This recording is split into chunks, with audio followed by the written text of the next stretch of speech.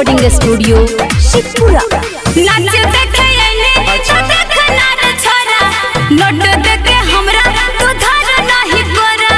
काहे गे काहे गे नाच देखे आइले तो देखना रे छोरा, नोट देके हमरा तू धर नहीं गोरा। हे गे सुन का होई हयरिया के बाहुबली रंगदारी यही से होला। अच्छा। अपन गरमी में रखे नरमी हथोई मांझी के टोला गे। अपन गरमी में रखे नरमी हथोई मांझी के टोला गे। ओहो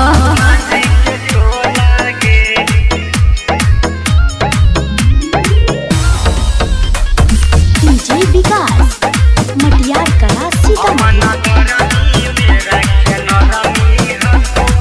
धरजनी हवा में करे नहीं बात रे। अच्छा। देख लिया कितना तोर हवा औकात रे। हमरा से ज्यादा तू बोलै न ढेर गे। काहे? हम ही कहाई ऐसे रे गे। बाप रे हाँ बरफ के सिली बुझे नहीं हम आगे के गोला रे।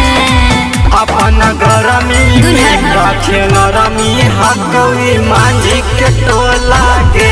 अजो अपन गरमी में रखे नरमी हथोई मांझी के टोला गे। बुझाइल अपन गरमी में रखे नरमी बिना रिकॉर्डिंग स्टूडियो शेखपुरा। डीजे विकास मटियार कला सीतामढ़ी। हियो बंगाल के रसीली नचनिया, एक मिनट में बाबू छोड़ दे भी पनिया। हल्का में हमारा तुले नहीं गे प्यारी, तकी। हमरे ता नाम है को बादल बिहारी। अच्छा हे गे हरियाणा अखले सचे न डुबल खलिया के टोला रे। अपन गरमी में रखे नरमी हथोई मांझी के टोला गे। जियो अपन गरमी में रखे नरमी हथोई मांझी के टोला गे। बिना रिकॉर्डिंग समझ स्टूडियो लीजिए। शेखपुरा।